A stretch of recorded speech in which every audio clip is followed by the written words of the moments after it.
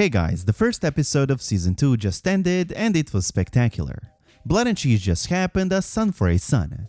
The Starks are back, Daemon is blaming everyone that King Aegon is still breathing.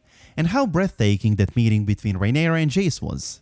Rhaenyra did not speak for an entire episode, but when she did, she made it clear what she wants. She wants Aemond Targaryen dead, but instead she got little Prince Jaehaerys. Before we make episode 2 preview video, let's firstly review the Season 2 episode 1. Episode opened up with the Starks and Winterfell, but before that we could notice that House of the Dragon changed its opening credits to a tapestry of Targaryen family history being woven before our eyes. After the opening credits, we see a shot of a raven flying north towards Winterfell as Cregan Stark narrates about House Stark and the Night's Watch. For free, you can now listen to the entire audiobook Fire and Blood on which House of the Dragon is based and which covers the entire Targaryen history, including current and future events of House of the Dragon for free with a notable trial using our link in the description. 1 in 10 men in Winterfell are chosen to serve the Night's Watch, which Cregan says is not a sentence or punishment for his people, but an honor. Cregan then travels north with the Night's Watch recruits. On the wall, Cregan and Jace go up on the elevator, talking about the history between their houses, and Cregan calls Jace my prince, making it obvious that the Starks will stay true to the oath they pledged to young Rhaenyra. Just when Cregan pledges his support to Jace and his mother Rhaenyra, messenger arrives with an urgent message from Dragonstone. His brother Lucerys is dead. In the south, the Sea Snake is looking over his ship being repaired, and we meet two new characters, brothers Alan and Adam, who in the books are rumored to be either sea snakes or Rhaenyra's sons, but in the show they're obviously sea snakes bastards. When Rhaenys returns from her patrol with her dragon, she's met by Daemon who discuss Rhaenyra in her absence. Rhaenyra is looking for Luke's remains as she cannot believe her son is actually dead. She needs to see it for herself, and Rhaenys, who lost 2 of her children, understands it. Daemon tells Rhaenys that it was a stupid move by Rhaenyra because if Aemond were still there, Rhaenyra would be in trouble, on which Rhaenys replies that Aemond would be the one in trouble as Rhaenyra has that rage of a grieving mother. I have to call out this nonsense. No matter what rage or grief Rhaenyra is experiencing, it would not help her or her dragon Syrax the slightest against Aemond and Vhagar. Anyways, after this, Daemon goes on to confront Rhaenys about her poor choice of not wiping out King Aegon and the entire Team Green when she had a chance, which I agree with. While searching for Luke with her dragon, Rhaenyra sees a group of people gathering at the shore, who flee when she lands. Rhaenyra finds the remains of Luke and his dragon, confirming to her the news of her son's death. In this episode, Daemon is confronting anyone and everyone he can who had a chance to eliminate King Aegon before coming to Dragonstone. After Rhaenys, it's time to confront one of the twin brothers who served under King Viserys, Eric, who is serving Rhaenyra now after he freed Rhaenys and escaped from King's Landing. Daemon asks him why he did not do anything against King Aegon along his traitor brother when he had a chance, to which Eric responds with, "I served to protect the entire royal family, not only the king." And it's true, had Eric done any harm to Aegon, he would have broken his Kingsguard oath. When Jace arrives to Dragonstone from the north, he's met by Baela and taken inside the castle. Jace tries to be strong and stands up straight in front of his mother, doing his best to report the news of the support he managed to gather for her from the north, before his voice starts cracking and his eyes stare up. I really like the way Prince Jace behaves here. He tries to fulfill his duty of reporting and acts as a man and heir, but the pain he feels over the death of his brother is too great. Rhaenyra stands up and hugs Jace as they both cry. Then we have Queen Rhaenyra, her sons, Rhaenys and most of the Team Black at Luke's funeral, paying their respects. Meanwhile at King's Landing, Queen Alicent is in the sept, lighting 3 candles. First one is for her mother, Ellery Florent, which by the way is the first time we find out who is Alicent's mother. It's not mentioned in the book. The second candle is for her late husband Viserys, and the third one is for Lucerys Velaryon.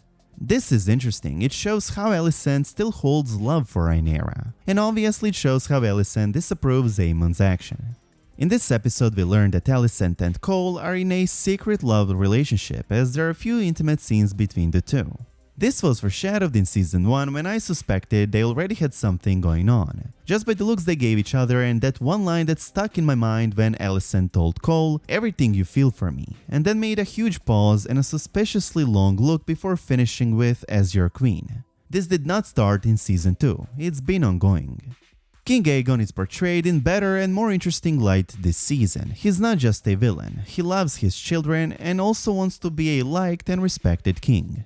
In one of Aegon's scenes, he visits his wife and kids. Before Aegon leaves, Helaena, a person who has a dragon dream, says, "I'm scared of the rats," making her final foreshadow of the horrifying event that's coming for her family at the end of the episode.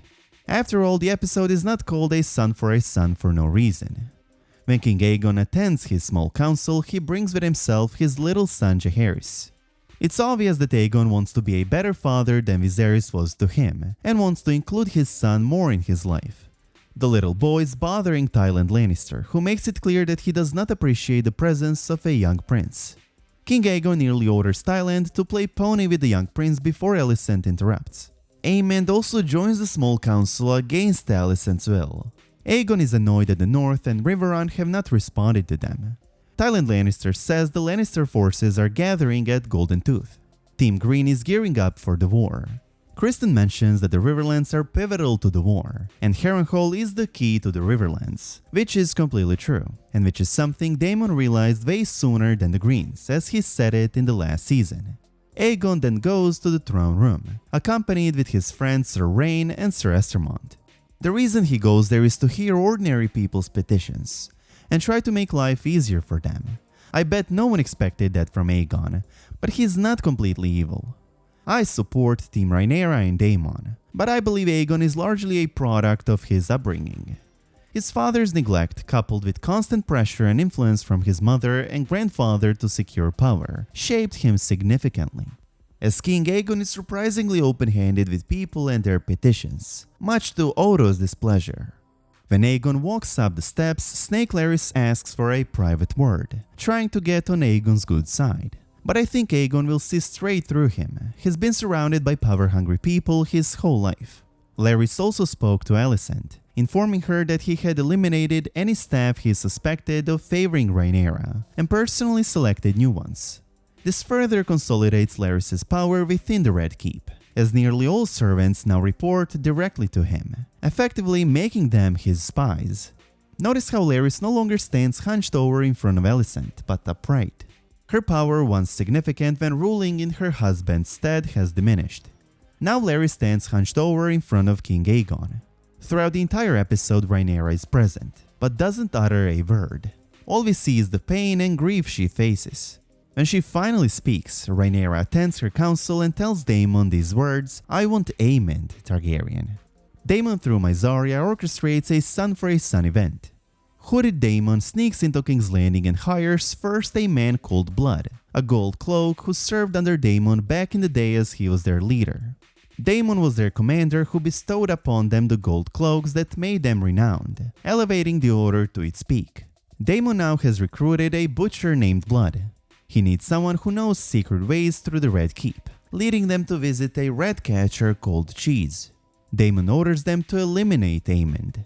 Meanwhile, Otto and Alicent discuss how to regain power from Aegon, while Aemond plans for war with Cole. Later, Otto reminds Aemond that he and Vhagar are their greatest weapons. Blood and Cheese set out to eliminate Aemond, passing by Aegon on the Iron Throne, drinking and joking with his friends. Aegon will feel overwhelming guilt afterward. It's noteworthy that Aegon the Conqueror designed the throne from swords, so that no king could sit comfortably on it, often cutting themselves. Despite this, Aegon sits on it untroubled. However, Blood and Cheese find Aemond's room empty. At the end, they go to Helena's room and eliminate little Prince Jaehaerys instead. It's still a son for a son after all. When offering a necklace fails, Helaena picks up Jaehaerys and leaves, as we hear Prince Jaehaerys perish. In the book, the Blood and Cheese event was more impactful as Helaena offers her own life. She's forced to choose between her two sons, which devastates her deeply, forever changing her. In the book, Alicent is also present during the event, but in the show she's depicted making love with Cole. The episode concludes with Helaena entering their chambers to inform them of her son's death. Overall, I enjoyed episode 1, but I expected more from the Blood and Cheese event. Some of the changes they made didn't sit well with me, but it was still a very good episode, and I'm looking forward to episode 2. Stay tuned for the episode 2 preview video and more upcoming videos. Don't forget to share your thoughts about the episode in the comments below. Did you like Blood and Cheese event? What was your favorite moment from the episode? Thank you so much for watching. I hope you enjoyed this video, and if you did, please give it a big thumbs up, and I hope to see you in the next one.